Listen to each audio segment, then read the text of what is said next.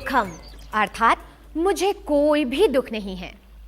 इस कार्यक्रम में हम आपको भावनात्मक, मानसिक और शारीरिक दुखों से मुक्ति पाने के लिए वैज्ञानिक अनुसंधान से सिद्ध हो चुकी अत्यंत ही अद्भुत और सरल विधि को अपनाने के लिए प्रेरित कर रहे हैं। आपका स्वागत, अभिनंदन। आधुनिक जीवन शैली में आजकल तनावग्रस्त वातावरण में रहन सहन और खान पान हमारी मजबूरी ही नहीं बल्कि जरूरत भी बन चुका है। आधुनिक व्यवस्था, उपकरण और साधनों के बगैर हमारा जीवन अत्यंत कठिन सा लगता है। तो क्या हम तनाव में बने रहें और रोगी बने रहें? औषधियां, उपचार तथा ऑपरेशंस हमें तात्कालिक रूप से उपचार तो दे सकते हैं, किंतु भावनात्मक, मानसिक और शारीरिक आरोग्यता कतई नहीं। मॉडर्न मेडिसिन, जिसको हम एलोपैथी या साइंटिफिक मेडिसिन कहते हैं, उसने जो इन्फेक्शियस डिजीज़, संक्रामक रोग हैं, न्यूट्रिशनल डेफिशिएंसीज़ हैं, उन सब पे तो काबू पा लिया बहुत कम समय में।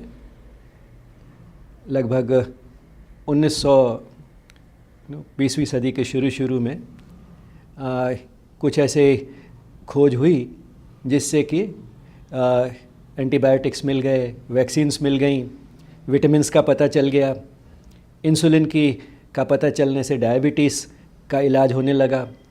तो कई बीमारियां जो थी वो कंट्रोल में आ गई। लेकिन उसके बाद क्या हुआ कि जो पाश्चात्य देश थे जिनको इस सब खोज से सबसे ज़्यादा फ़ायदा हुआ, वहाँ जो था लाइफ एक्सपेक्टेंसी बढ़ गई। लेकिन साथ साथ कुछ नई बीमारियां जो थी उससे लोग जो थे वो मरने लगे बड़ी उम्र में होकर।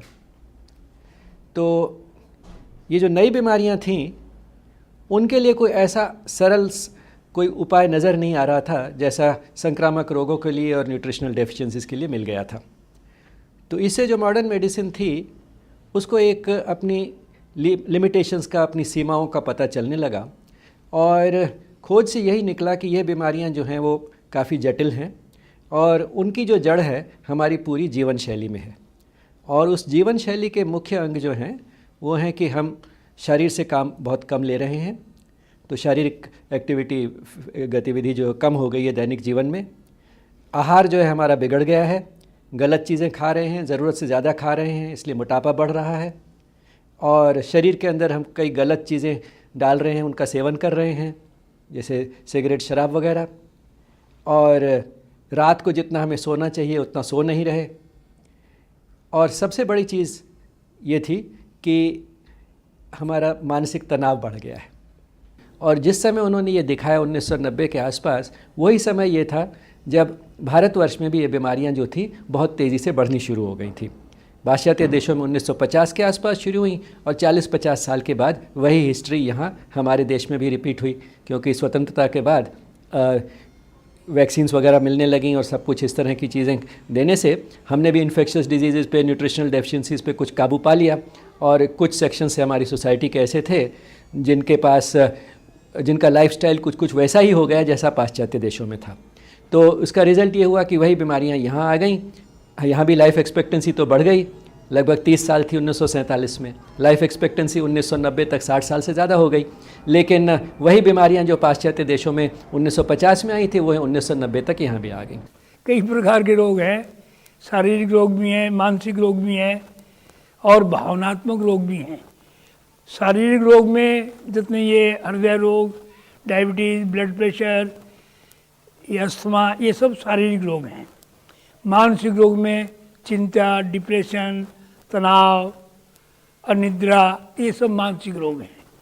और भावनात्मक रोग में गुस्सा अधिक आना, लोभ की वृत्ति बढ़ना और ईर्ष्या, द्वेष, घृणा पैदा होना, ये सब भावनात्मक बीमारियां हैं।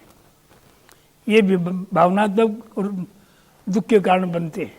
तो हम देखें तो इनमें से ज़्यादातर प्रभाव हमारा शारीरिक रोग का तो थोड़ा सा विश्राम किया तो काम निपट सकता है, लेकिन मानसिक और भावनात्मक रोगों को दूर करना होगा जो दुख का मुख्य कारण बनते हैं। तो उन दुखों को दूर करने का एक ही तरीका है, योग को जोड़ना होगा। इस युग में हमें पतंजलि ऋषि ने जो आज से 4-5 हज़ार साल पहले हुए थे, उन्होंने एक व्यवस्थित हमको रूपरेखा दी कि योग माने इस तरह से योग होना चाहिए। तो आचार्य तुलसी जी ने सोचा कि आगे आने वाला युग है और कठिन आने वाला है, तो उसके लिए उन्होंने कहा कि सबसे बड़ी समस्या होगी तनाव की। टेंशन सबसे बड़ा मनुष्य का शत्रु बनेगा, और आज हम देख रहे हैं सबसे बड़ा शत्रु है। उन्होंने दोबारा इसको खोज करके ये प्रेक्षा ध्यान की विधि के नाम से इसको व्यवस्थित किया। इसमें आसन, प्राणायाम, ध्यान, कायसर्ग और ये अनुप्रेक्षा इत्यादि प्रयोग जोड़े गए हैं, जिसके द्वारा व्यक्ति अपने आप को स्वस्थ बना सकता है। यही सार है संतों, विद्वानों और आचार्यों की गहन तपस्या और अध्ययन का।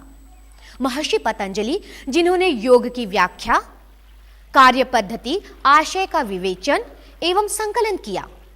उधर जैन तीर्थंकर श्री महावीर जी के द्वारा प्रयुक्त ध्यान पद्धति को आचार्य तुलसी एवं महाप्रज्ञ जी ने आज की आधुनिक जीवन शैली के अनुरूप प्रेक्षा ध्यान के रूप में विकसित किया, जो आज के आधुनिक युग में एकदम सटीक बैठती थी। You feel better, your body changes, your chemistry changes, and your health is something what you maybe ask for.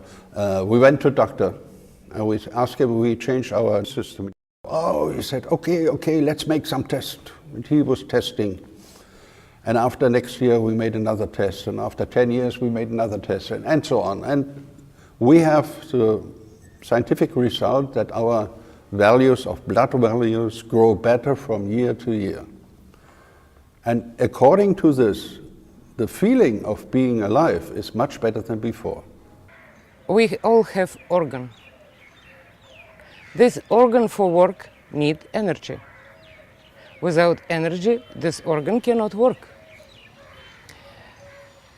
We also need some hormones.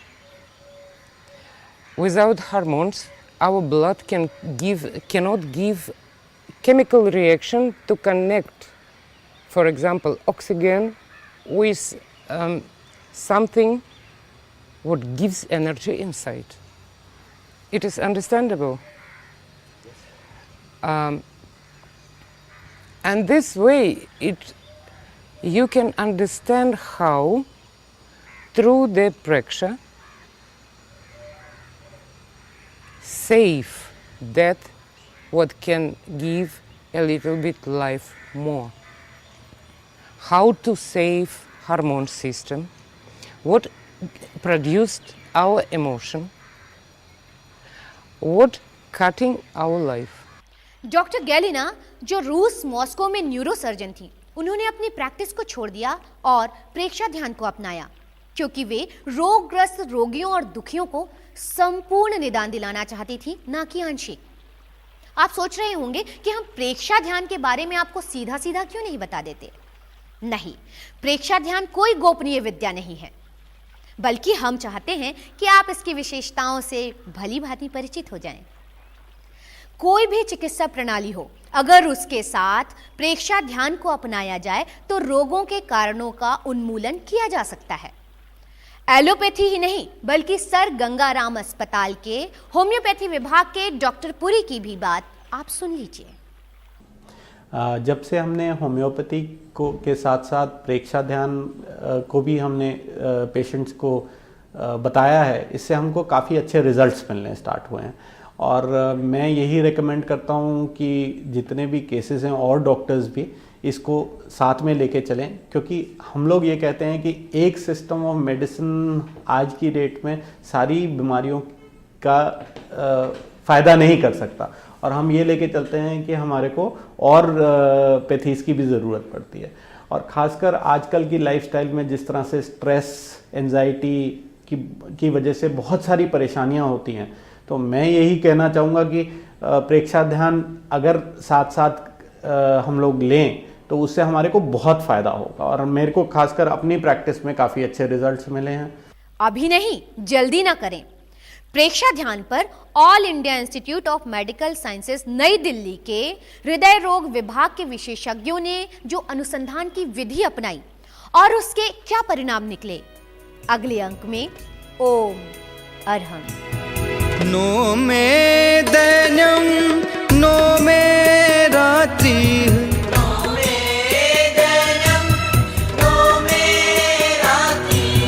शान्तः क्रोधः शान्तमानम्,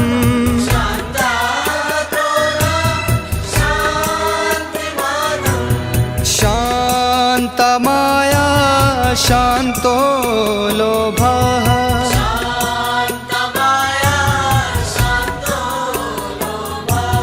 शान्तं पापम् उदिता शान्तिः,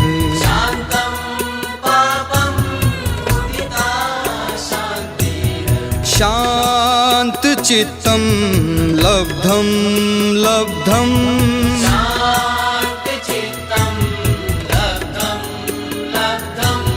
नो मे दुःख नो मे दुःखम्,